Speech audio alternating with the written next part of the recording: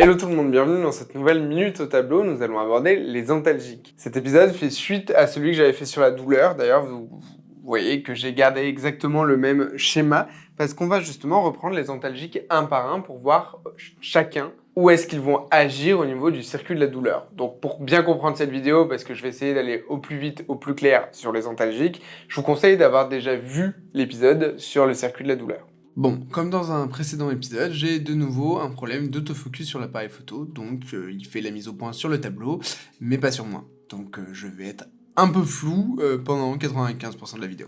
Mais bon, l'important c'est le tableau au final. Avant de venir détailler quel antalgique agit où, il faut que je vous parle des paliers.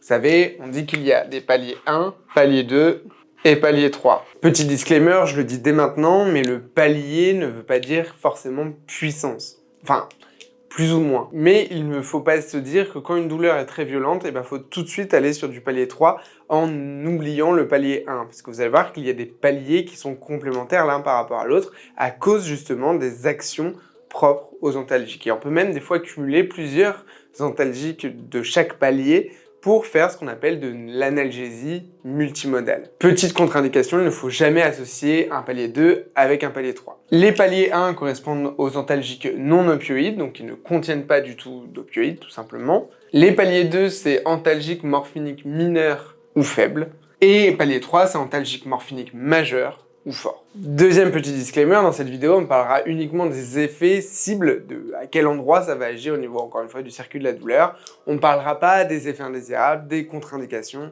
etc. Il faudra faire une vidéo dédiée là-dessus. Je vous rappelle que le but des minutes tableau, c'est qu'on ne dépasse pas les 8 minutes. Commençons par le premier, El famoso paracétamol, un des antalgiques les plus connus qui relève du palier 1. Il s'agit d'un antalgique antipyrétique, c'est-à-dire qu'il va à la fois avoir un effet antalgique et un effet sur la température corporelle. C'est ce qu'on appelle un analgésique central, c'est-à-dire qu'il va directement venir jouer au niveau cérébral, au niveau des connexions entre les neurones. Mais pas directement. C'est ça qui est important, c'est que la molécule du paracétamol va d'abord être séparée en deux par le foie et transformée en P-aminophénol qui lui va venir agir au niveau du cerveau. Il va venir se combiner à un acide arachidonique pour venir inhiber des récepteurs présents sur les neurones impliqués dans la douleur. Donc ça va avoir un rôle direct sur la perception par le cerveau de la douleur, ce qu'on appelle les voies ascendantes, et également sur les voies descendantes, en agissant notamment sur la médiation de la sérotonine. Il n'y a aucune action anti-inflammatoire avec le paracétamol.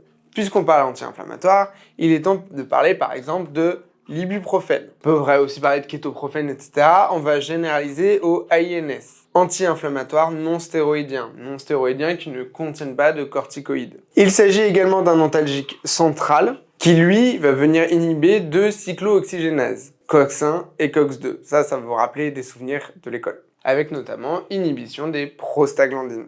Il s'agit également d'un palier 1 qui va venir agir de partout et notamment au niveau, là pour le coup, de l'inflammation locale. C'est là, je vous rappelle qu'on a les nocicepteurs, etc. C'est là le début de l'agression des nocicepteurs qui va déclencher l'arc douloureux. Ici, on va avoir une inhibition de l'inflammation tout simplement, donc forcément une inhibition de la douleur puisque ça ne va pas appuyer sur les nocicepteurs. Ensuite, on a le néfopam, appelé aussi Acupant. Alors là, il y a débat. La dernière fois que j'en avais parlé, on n'était pas tous d'accord. Palier 1 ou palier 2, et selon l'OMS, l'Organisation mondiale de la santé, il s'agit d'un palier 1.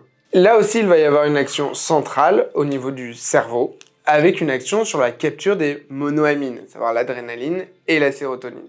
Je vous rappelle qu'il s'agit des mécanismes, encore une fois, impliqués dans les signaux douloureux. Quand on a une activation de l'adrénaline, on va avoir activation du système sympathique qui va réagir par rapport à la douleur. Avec le néfopam, justement, on va recapturer cette adrénaline pour éviter qu'il se libère et du coup propager le signal douloureux. Et il y a ce qu'on appelle une action anti-hyperalgésique sans action sur les récepteurs NDMA, à contrario de la kétamine. Et c'est un médicament qui ne sera quasiment jamais utilisé seul, qui va agir en synergie avec les INS et le paracétamol notamment. Et la morphine, dont on reparlera juste après. Ensuite, on a le tramadol, qui est lui, pour le coup, un palier 2. Le tramadol, son fonctionnement, il est assez compliqué. On dit qu'il a une action spinale et supraspinale. On va à la fois avoir une action morphinique et non morphinique. Il y a une double action avec le tramadol. Déjà, il va y avoir une action sur les récepteurs morphiniques classiques, et une action sur les récepteurs adrénergiques, avec une inhibition des récepteurs. Donc encore une fois, quand on inhibe des récepteurs adrénergiques, derrière, on inhibe la réaction, donc on inhibe la réaction sur les voies dites descendantes. Au total, le tramadol fait donc une action morphinique et non morphinique sur les voies descendantes de la douleur. Mais attention, j'ai dit qu'on ne parlerait pas des effets indésirables, mais le tramadol est de plus en plus décrié dans la littérature et dans la pratique, en anesthésie et en post-opératoire notamment. Ensuite, on a la morphine, qui est bien évidemment un palier 3, tout simplement d'un opioïde pur. Là-dedans, on va pouvoir rentrer tout ce qui est dérivé de la morphine, mais on reste dans les antalgiques. Donc par exemple, le sulfentanyl n'est pas un antalgique, c'est un sédatif. Il va y avoir une action centrale de la morphine, ça ne va pas agir en périphérie. Et il va y avoir tout simplement une action sur les récepteurs mu, kappa, delta, qui sont présents au niveau médulaire et supramédulaire. En activant ces récepteurs, pour le coup, on inhibe directement le signal douloureux au niveau central. C'est extrêmement puissant, mais comme vous le savez, encore une fois, la morphine a de nombreux effets secondaires, et notamment un effet d'accoutumance qui peut entraîner une addiction aux opioïdes. Et ça, on le retrouve énormément aux États-Unis, par exemple. Et pour terminer ce tableau, on a le Nubin, qui a une action compliquée et que je ne vais pas pouvoir détailler complètement dans cette vidéo parce que c'est un peu contre-intuitif. Et c'est un palier 3 qu'on appelle agoniste-antagoniste. C'est-à-dire qu'il va venir activer un des 3 récepteurs morphiniques mu, kappa, delta et en bloquer un autre. C'est-à-dire qu'on va à la fois avoir un effet morphinique be-like et en même temps, on va bloquer. C'est-à-dire qu'on ne peut pas associer le Nubin, par exemple, avec de la morphine, parce que la morphine va être bloquée par le Nubin. Mais le Nubin est extrêmement utilisé, par exemple, pour les drépanocytaires, justement, pour ne pas utiliser directement de la morphine. Ça reste un palier 3 qui est puissant et qui doit être utilisé, et qui l'est couramment aux urgences. Voilà, ça fait un peu liste de courses, je suis désolé, mais il faut bien les traiter un par un. Il faudrait faire une vidéo vraiment précise pour chaque antalgique, pour parler du dosage, des contre-indications, des effets indésirables, etc.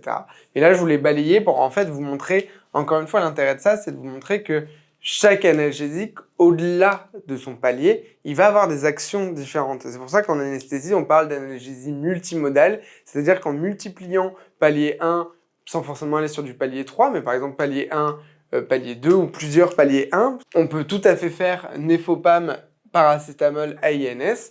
On a du coup une action centrale et périphérique, une autre action centrale, mais à chaque fois avec des actions différentes. On ne va pas du tout agir sur les mêmes récepteurs.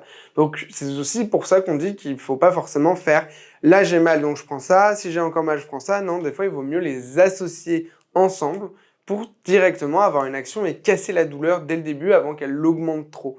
Justement par l'action synergique de l'analgésie multimodale. C'est pour ça, par exemple, pour les migraineux, on leur dira des fois de ne pas prendre que un des médicaments, mais de prendre directement les 2 ou les 3 selon les médicaments qu'ils ont, pour éviter justement que la douleur elle s'installe et que ce soit plus compliqué de la casser.